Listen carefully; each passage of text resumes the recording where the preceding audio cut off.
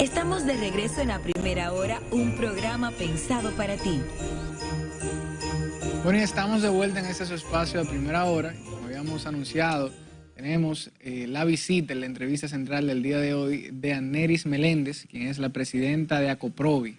Es la Asociación de Constructores y Promotores de Vivienda de la República Dominicana. Bienvenida, Anneris. Muchísimas gracias, buenos días. Me encanta ver por la mujeres en puestos de poder.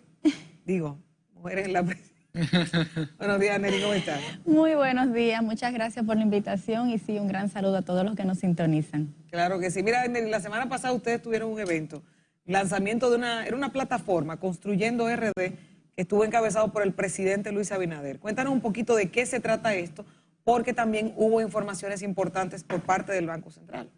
Bueno, nos enorgullece mucho pues dar la información de esta iniciativa. Es una iniciativa novedosa desde ACOPROVI, que consiste prácticamente, como tú planteaste, en una plataforma, pero es un centro de orientación educativa y de bolsa de empleo en la construcción.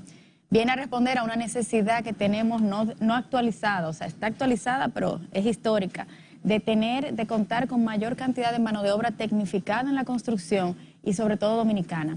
Y entonces, en respuesta a esto, pues hemos tenido que dar pasos de avance bastante firmes, y uno de estos que tiene que ver con la tecnificación es esta iniciativa, en la cual por primera vez se cierra un círculo, como le comentamos, un círculo virtuoso, que, bueno, tenemos interesados en capacitarse en construcción, tenemos necesidad de inserción de mano de obra en la construcción. Entonces el que está interesado en introducirse a esta labor tan digna, pues puede optar por uno de los cursos, es gratis, o sea, es a través de becas, y la intención es que luego de que se capacite en muy poco tiempo, 4 a 6 semanas, puede entrar a un trabajo seguro en la construcción.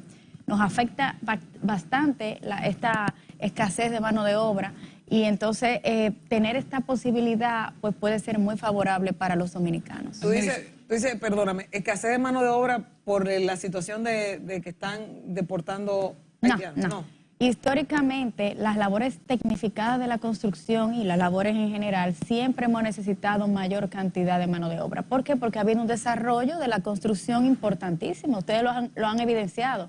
Prepandemia, pospandemia, estamos hablando que la construcción ha aumentado de manera... Entonces, la mano de obra no se puede tal vez complementar de manera tan rápida.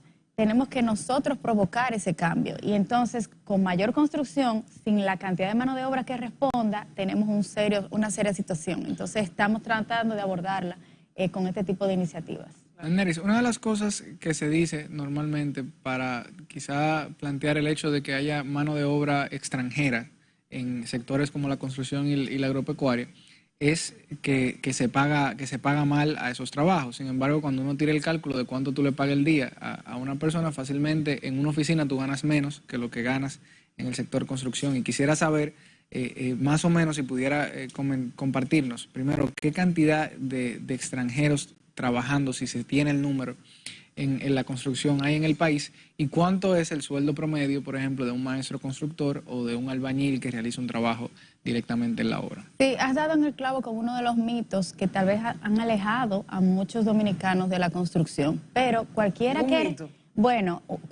remodele un baño en su casa, cualquiera que hace una construcción pequeña, para no hablar de grandes constructores que tal vez tienen más experiencia, puede evidenciar que en la construcción se paga bien, se paga mucho. De hecho, las estadísticas lo demuestran.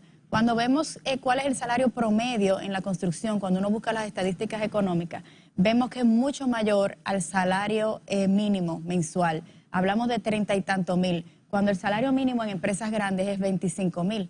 Ese es un dato. Otro dato que tengo que comentar, relacionado a lo que hablabas ahora hace un momento, sobre la cantidad de trabajadores extranjeros en la construcción, es otro mito que la construcción la realizan los extranjeros.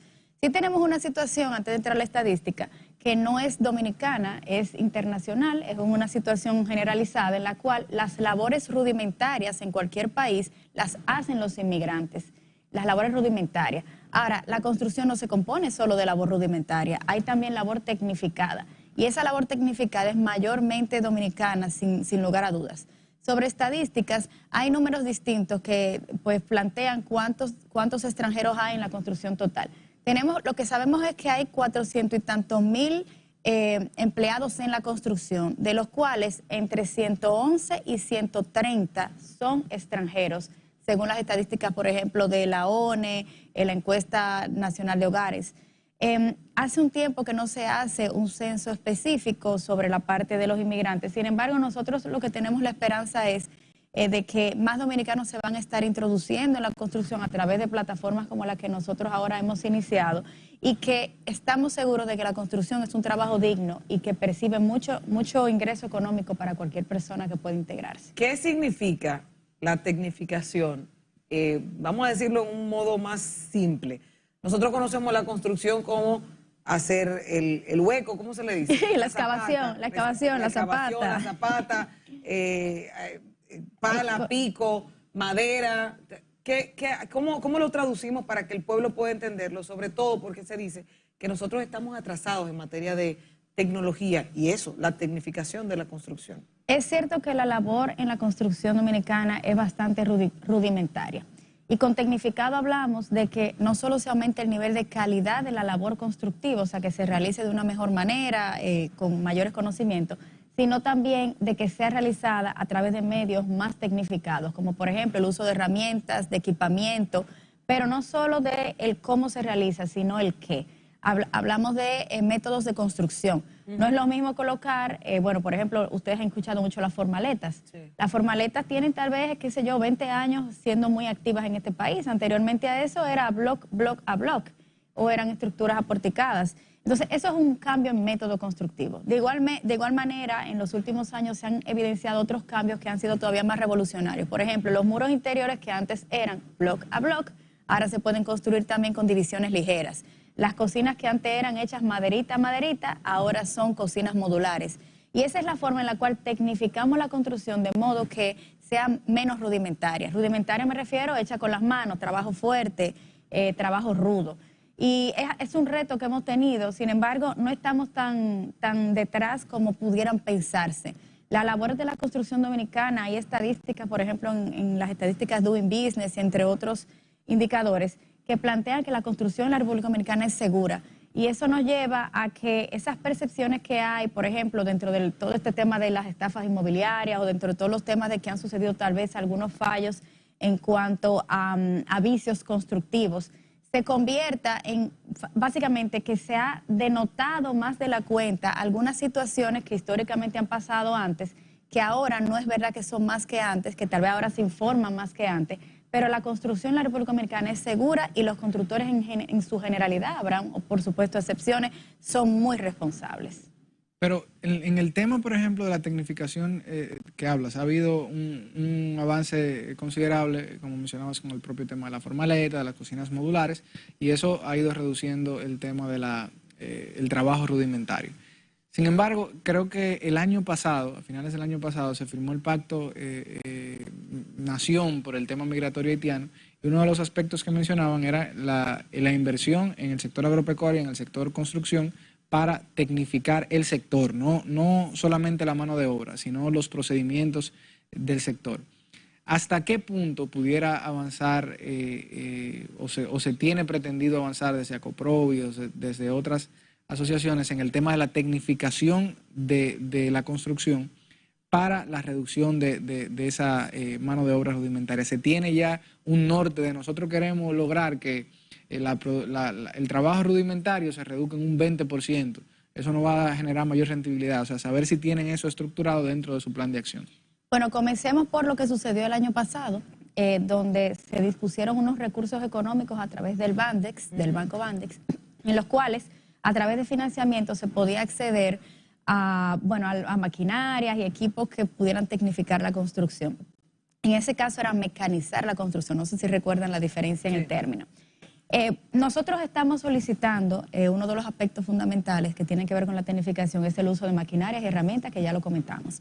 Y estamos solicitando que se emita otra facilidad de ese tipo, pero que en este caso, para que pueda tener mayor derrame en todas las construcciones, primero se cuiden las tasas, porque en aquel momento eran tasas del mercado y la realidad es que no iba a impactar tanto la toma de los financiamientos. O sea, que las tasas sean muy asequibles.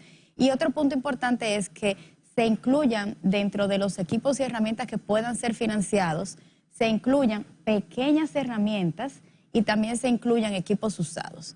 ¿Por qué pequeñas herramientas? Porque dentro de la construcción no vamos a entrar a una retropala, no vamos a entrar a un bocá, que es lo que uno ve fuera de la construcción, en el proceso operativo. Dentro de la construcción lo que se usan son herramientas pequeñas, que un trompo, que una carretilla manual, que la subida de materiales. Entonces, esas pequeñas herramientas son las que en efecto realmente impactan algunas labores rudimentarias que se realizan dentro de la construcción, como la albañilería, la colocación de pisos y demás, que no es lo mismo que la excavación, la cual ustedes han evidenciado porque han pasado por muchas construcciones, se hacen con retroexcavadora, ya no se hacen a mano. Entonces, eso es un punto importante. Sobre el escalamiento que necesitamos para poder lograr una dominicanización de la mano de obra que sea organizada y que funcione, aunque no hay una estadística específica que te pueda decir, bueno, son tantos anuales, sabemos que entre un 10% y hasta un 20% anual sería el proceso ideal. Sin embargo, no entiendo que aspirar a que el 100% de la mano de obra sea dominicana es una falacia. Eso no es posible. ¿Por qué? Porque hay labores rudimentarias que es el dominicano el que no le gusta hacerlas. De hecho, muchas de esas labores, hoy por hoy, hemos evidenciado en solicitud de ferias de empleo que hemos hecho al Ministerio de Trabajo, hemos evidenciado que el dominicano no está interesado. ¿En qué parte no está interesado? En toda esa labor rudimentaria inicial, en excavaciones, demoliciones. ¿Quién sí está interesado? Bueno, el extranjero, el inmigrante, El pero no haitiano. es aquí, el haitiano también, pero no es solo aquí, en otros países es lo mismo. Esas Es labores como son que más el- buenas. en mi casa no lo hago, pero en la casa del vecino sí. Y el, En cualquier parte. el ejemplo más simple es el estudio sociodemográfico que realiza el INDEX, donde indica que el 27% de los dominicanos en Estados Unidos Están se dedican haciendo. a las labores de construcción. O sea, es un tema de hacerlo fuera por las condiciones propias de ser migrante y no hacerlo quizá con el abanico de opciones que Sí, tiene. diríamos que también es una etapa, es una escala, usted va escalando, ¿verdad? Entonces, en el caso del dominicano, inicia en una labor menos rudimentaria y va subiendo hacia otras labores. En el caso del extranjero, pues tal vez tiene menos opciones de ir a una labor más tecnificada. ¿Cuánto gana una persona que No me diga que usted quiere del programa para rudimentaria? irse a hacer eso ahora, porque no No, puede pero ser. por si acaso, porque No, por ejemplo, pero no, ahí yo no Aneli, tendría que ir al Aneli, no gimnasio, me lo- ahí se no me mantiene lo fit. moci- Sí. no me- Bueno. La verdad que se gana muy bien en construcción. Para decirte solo un número, uno solo, el que menos gana en la construcción, es el que no ha tenido, imagínense que no ha tenido ningún nivel escolar y lo único que sabe es tomar una pala y palear algo. Menos gana 915 pesos diarios. Diarios. Diarios. Usted lo extrapola Pero a eso los está 20. estandarizado. O sea, usted tiene Sí. una tabla de precios. ¿Y cuánto, Hay una ¿cuántos días resolución de salarios ¿cuántos días mínimos. al mes trabaja? 23 días. Bueno, eso es Bueno, lo mínimo. tú no- 23.83 es lo mínimo No, según el Código Pero Laboral. si tú ¿verdad? lo quieres poner a trabajar los 30 3.83. días y tú le pagas y esa Sí, ¿por qué por día? no sería legal porque lo legal, recuerden que es en Ocho la horas. semana, 5.5 días a la semana de 8 horas. Espérate, porque no es legal si yo lo hago, si me lo hacen forzado. Ahora, si yo quiero trabajar turnos extra Ahora para sí, poder pagado. hacerlo, Ujú. pregúntale a los camarógrafos si tienen un solo trabajo. Es una Yo- realidad lo que comentas. ¿Por qué? O sea, Porque usted yo- trabaja las horas Yo extras, no- los días hay que se gente pueda. que trabaja Es correcto. 18 horas Es correcto. o más para poder estirar y conseguir el pesito. Entonces, en la construcción se ganan en esa parte rudimentaria. Entonces, el que no tiene ningún tipo de Estoy conocimiento calculando. gana los 915 pesos diarios. Que no tiene ningún conocimiento. Esos son ningún tipo, eso es agarrar 21.800 la pala. pesos. Ahora, hablamos de que un maestro de construcción, por ejemplo, Ajá. para llevar entonces la escala, creo que, no preciso el número, pero anda por los 2.500. 2.500 por día. 2.500, sí, casi 3.000 que pesos es por día, señores, que estamos hablando. Se Es paga por día. Por día. 20. Estamos hablando de que la 23.80, construcción se asemeja al cine. 23.83, sí. Oíste, la construcción se asemeja al cine. Bueno, En el cine se paga por día. 59.000 pesos gana el maestro constructor. muchas personas dicen que a veces, bueno, pero eso es lo mínimo, ¿verdad? Sí, de ahí sí, se sí, desprenden muchas exacto. cosas. Hay otros temas. Muchas personas dicen que los maestros de construcción ganan más que los ingenieros. Para que tú Eso es veas. algo que se vive comentando. Lo que sí tenemos es un reto con la formalización del trabajo, que nosotros reconocemos. ¿Qué significa Ahora, el la por qué. formalización en este sentido? Ok, formalización es que se Que se incluyan en pague la seguridad social. que Eso se es pague todo. con una Que se incluyan retención. en la seguridad social. ¿Cuál es el reto que tenemos? Se llama el escalamiento salarial, que lo hemos dicho en otras ocasiones. Consiste en que en este segmento ya hablamos que el salario es diario. Eso quiere dejar dicho que yo puedo trabajar 5 días contigo, 5 días contigo en la siguiente losa y después me devuelvo 5 días más cuando ya se vació y voy alternando entre 2 o 3 empleadores, es lo natural en la construcción y ganando, por supuesto, su salario. Pero en la seguridad social, cuando tú lo introduces con esos 5 días y yo lo introduzco después con 5 días, la seguridad social de inmediato escala el salario para fines de calcular la cantidad, el dinero que te va a retener a 25,000 pesos. Es decir, que si tú tuviste 5 días por aquí y ganaste 15,000 y después 5 días conmigo y ganaste 15,000 más, que serían 30 en el mes, pero a ti te escalan a 25,000 para fines de cobrarte y te cobran como si tú hubieras ganado 25,000 aquí y también te escalan aquí. Entonces, el trabajador, paga doble y el trabajador no quiere que lo introduzcan en la seguridad social debido a eso. Es una Pero lucha. es un arma de doble filo, porque entonces si me pasa algo no tengo seguro. Los empleadores queremos entrar a la seguridad social porque nos conviene. Es un riesgo importantísimo para nosotros. Total, sobre todo en esa área donde tú tienes tantos peligros. Un clavo, que alguien se te clave, puede dañar un... O algún régimen de tributación especial para como profesional independiente. Sí, o como esto es lo que debería pasar. Y de hecho es lo que manda la ley. ¿Y ustedes lo han propuesto? Eso lo hemos propuesto y la verdad que no hemos podido tener pues los desenlaces queridos. Aquí el problema es legal incluso. ¿Es por el Congreso? ¿Lo han propuesto por qué? No, se propone al Ministerio de Trabajo y se propone a la Tesorería de la Seguridad Social, que son los dos que aquí tienen. ¿Te podemos dar una idea? Cuéntame. Mira, búscate un legislador que te arme, tú le pasas todo y que te arme el proyecto de ley, que entre como proyecto de ley. Es que no necesitamos la ley para eso. Seguro. La ley lo dice. La ley actual. Entonces, o sea, es aplicarlo. ilegal esto, es aplicarlo. Y entonces es ilegal esa práctica. el ministro, ¿cómo se llama? ¿Sí? Luis Miguel, de Camps no lo está aplicando. No, porque es la Tesorería de la Seguridad Social, la tiene que por temas informáticos, tiene que realizar unas cambios. Ahí está la OPTIC que desarrolla esos programas. Bueno, estamos a la expectativa. Bartolomé, ¿también ahí? Estamos a la expectativa de que en cualquier momento ese reclamo de nosotros, porque nuestros trabajadores son los que están sufriendo. Claro, y yo te tengo una pregunta, Neri, que de verdad es importante para nosotros saber, porque tuvimos aquí al presidente de la AMPA ayer, el presidente de la Asociación de Profesionales Agropecuarios, y él decía que en el sector de la agropecuaria la mano de obra haitiana es muy importante. Sin la mano de obra haitiana son 400,000 y desde eso hay 200,000 que son haitianos y que son necesarios. ¿Qué tan necesaria es la mano de obra haitiana, sobre todo con los puntos que tú destacas, de que hay dominicanos que no les interesa esa parte que es la rudimentaria? En la parte rudimentaria es absolutamente necesaria la mano de obra de un inmigrante. No necesariamente tiene que ser haitiano, puede ser de otra nacionalidad, pero puede que se vayan a otras áreas. Sí. Nosotros no discriminamos entre qué tipo de persona sea. Nosotros sencillamente el que quiere hacer la labor y lo hace con empeño, lo hace con calidad, es el que contratamos. ¿Qué pasa si la quitan? Si se sale, porque me dicen que habían zonas en Santiago que estaban paradas porque no tenían mano de obra cuando empezaron las deportaciones masivas. Si el proceso de deportaciones y de regularización de migrantes se hace de manera desorganizada, definitivamente se paralizan obras, se afecta la rapidez en que se ejecuta la obra y por supuesto se retrasan. Y esto es algo que hemos dicho desde todos los ángulos, porque no hay forma en el que la construcción no se afecte si de golpe y porrazo se toman decisiones que tal vez no sean las que históricamente han revelado un mayor nivel de avance en el tema de la dominicanización de la mano de obra. Esto va a ser un tema paulatino. Nosotros estamos, por supuesto, haciendo dando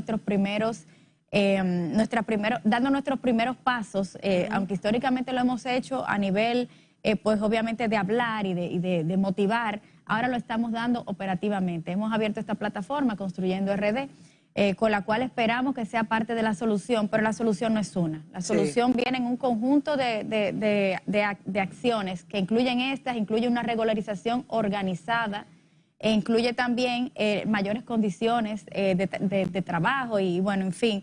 Esperamos que pronto los dominicanos se motiven, sobre todo aquellas labores que son más tecnificadas, y creemos que hay muchas condiciones económicas y de formalidad. Recordemos, aquel trabajador que es informal, que está en la calle y que no está formalizado, no tiene acceso a crédito, al menos a crédito económico. A salud. No tiene acceso a salud. O sea, ¿cómo le garantiza a su familia cuando llega a su casa al final del día? ¿Cómo le garantiza salud? ¿Cómo le garantiza un hogar más seguro. Entonces nosotros eso es lo que ofrecemos, nosotros ofrecemos formalidad. Claro, y tú me permites, porque hay otro tema. Siga, el 23 de junio, 22 de junio, hubo un accidente cerquita de la zona mía, Evaristo Morales, por el Buen Pastor, de que un vehículo, una cosa súper tonta, que rebasó otro, no sé, y cayó en una construcción. ¿Cómo está regulada la construcción para que después de eso, al frente de mi oficina, había una construcción y cuando empezaron a decir que no tenían los pilotillos o las barreras para evitar ese tipo de temas, lo pusieron? Pero lo pusieron, yo lo grabé un día caminando con los perros y al otro día veo que ya lo ponen. Digo yo, después de eso, ¿qué pasa en este sector? Que parece que también, como tiene tantas situaciones buenas y de desafíos, también tiene algunas cosas como que se van en el aire. Tiene toda la razón de que en algunas obras pueden haberse descuidado con algunos de los aspectos de seguridad y de construcción. Lo que sí te puedo decir es que todo está normado. En la construcción, las pocas leyes que faltan, como la ley de alquileres, que sí te puedo hablar un poco de eso, faltan algunas mejoras, pero nosotros tenemos a nivel de seguridad y de método constructivo, tenemos bastante regulación y está fortalecida, salvo las actualizaciones tal vez estructurales y demás. Pero con esto lo que te quiero dejar dicho es que cuando suceden casos excepcionales como el que acabas de comentar, que pueden pasar, no solo aquí pasan, han pasado históricamente también, lo que hay que hacer es como cuando a uno le roban y pone el candado. Sí. Tenemos que reforzar, por supuesto, las mejores prácticas de seguridad en la construcción. Esto no es algo nuevo y es algo importante y los constructores lo sabemos. Es un tema de que, bueno, pueden pasar como los vicios de construcción, que usted entiende que usted construyó de la mejor manera posible, perfecto, pero es con la mano que se hace. Y en algún momento específico puede salirte tal vez algo, una filtración que tú tienes que ir a resolver, pero el que es responsable lo que hace es que resuelve la situación, le responde al vecino, le responde al implicado, al afectado, le responde al que le sucede el vicio. Y eso es lo que nosotros abogamos como, al menos lo que nosotros representamos. Nosotros somos un grupo de empresas en Acoprovi, más de 330 empresas, las cuales representamos el sector formal de la construcción, no el informal. Y el formal quiere hacer las cosas bien, normalmente. Se lleva de las normativas y le afecta mucho reputacionalmente no hacerlas bien. Por ejemplo, ese caso que acabas de mencionar, yo te diría que ese constructor, por supuesto, no le fue positiva eso. Si hubiera tenido alguna visión de futuro que eso le iba a pasar, hubiera puesto el pilotillo mucho antes, ¿verdad? Porque en el sector construcción vivimos también de la reputación. Y la reputación es muy importante para las ventas futuras.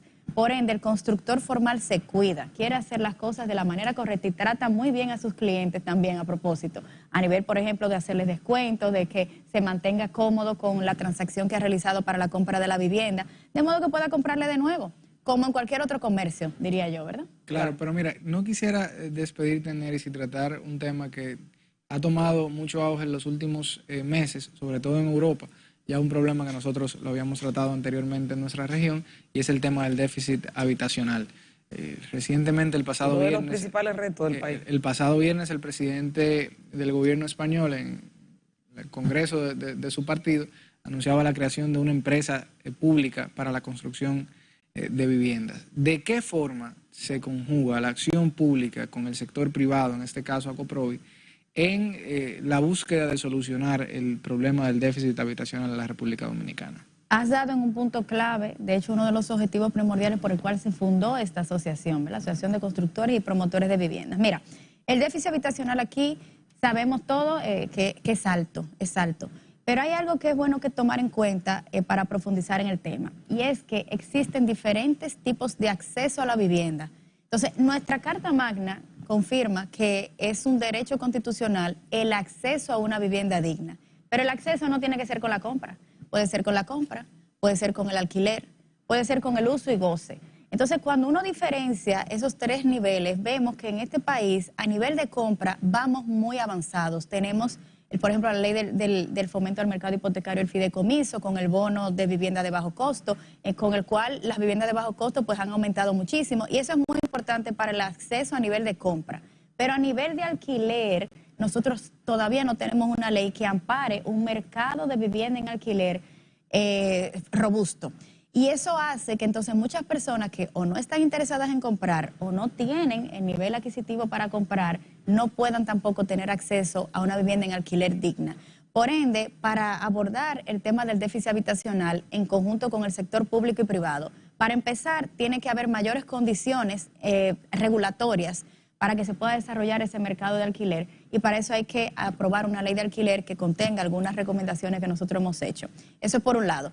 Y sobre cómo hacer la conjugación entre público y privado para lograr potenciar disminuir el déficit habitacional, las APP, o sea, las asociaciones públicas y privadas, pues por supuesto son la vía.